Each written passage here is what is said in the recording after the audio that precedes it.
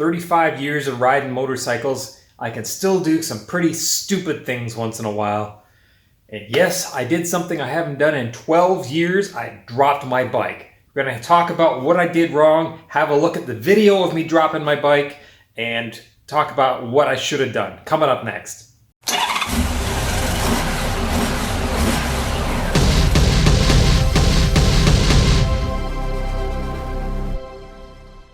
So I was late, I was in a hurry, I needed to find a parking spot. I passed what I thought was probably a good parking spot and then realized it was probably the best parking spot. So I thought I'd do a U-turn and go back to that parking spot.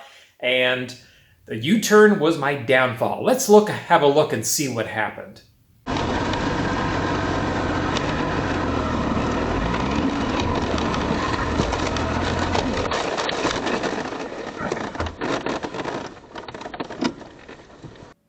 All right, now let's look to see how I got myself in this situation to begin with.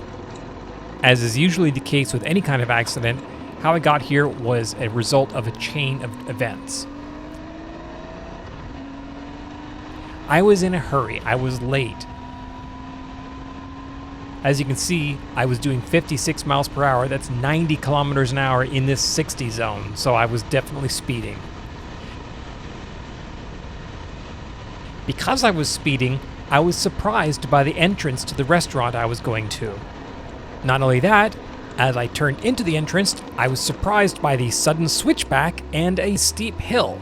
As a result, I was in too high a gear going up this hill. Thankfully, the 1500 has a lot of low-end torque, so instead of shifting down and losing even more momentum, I was able just to open the throttle and power my way up the hill. As I enter the parking lot, I can see a perfectly good parking spot on the right side. I thought about going there, but maybe there's a better one a little bit farther on, so I'll go check.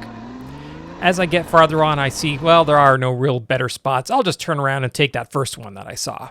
Here's where I got into trouble. I had more than enough space to make this turn, but suddenly, as I was already in the turn, I realized the curb was closer than I thought. Now, I still could have made this turn. However, I started looking at the curb instead of looking left into the turn. As you know, when you are doing slow speed riding, you have to turn your head to look where you want to go. Instead of doing that, I was looking at that curb. I was fixating on the curb because, oh my God, it's getting really close. You go where you look. And I went exactly where I was looking, directly at that curb. At this point, I should have stopped. Backed up, done a 3-point turn, everything would have been fine, but still ego is in there saying, no, I'm fine, I'm in a hurry, I can make this turn, no problem. As I got closer and closer, I realized, no, I can't make this turn, I'm going to actually scrape the curb, so I came to a stop. But as I came to a stop, I realized the remaining momentum was going to dump the bike over, and because the wheels were right up against the curb, I had no way to steer into that momentum to correct, and so I knew the bike was going to go over. So at this point, I knew I was going to dump the bike, and there was nothing I could do.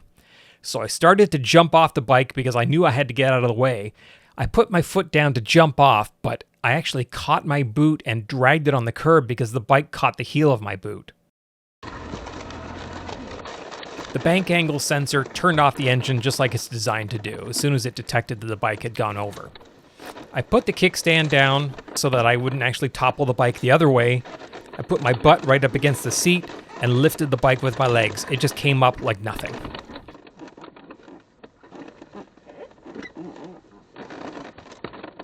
I turned off the key and back on to reset the bank angle sensor, started the bike, and then rode over and parked the bike like I should have in the first place. Fortunately, there was no damage to the bike at all. There was no scratches, no scrapes. The guards did exactly what they're supposed to do.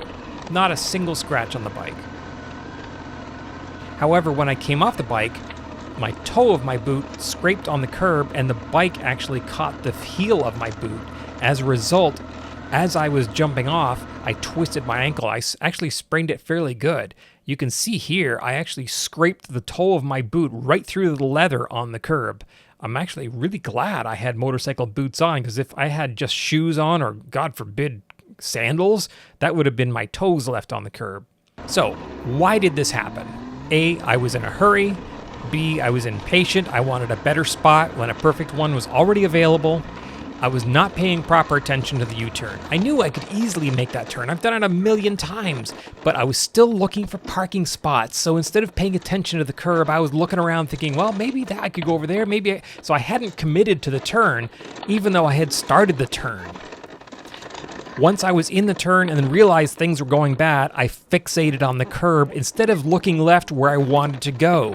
Because I was looking at the curb, that's exactly where I ended up going. And then lastly, I didn't have a perfect dismount. I should have realized a little bit earlier what was going on, stopped, and jumped off. However, I delayed that slightly, caught my foot. As a result, I had a minor injury of a sprained ankle. So that's it. That's the story. That's what happened. Fortunately, my bike is okay. I'm mostly okay. And with any luck, it'll be another 12 years before I manage to do this again. I know I've learned something. Maybe you learned something. Hopefully this will help somebody somewhere down the line. If you like what you saw here today, please click like, subscribe, click that little bell down below. It really helps us out when you do that.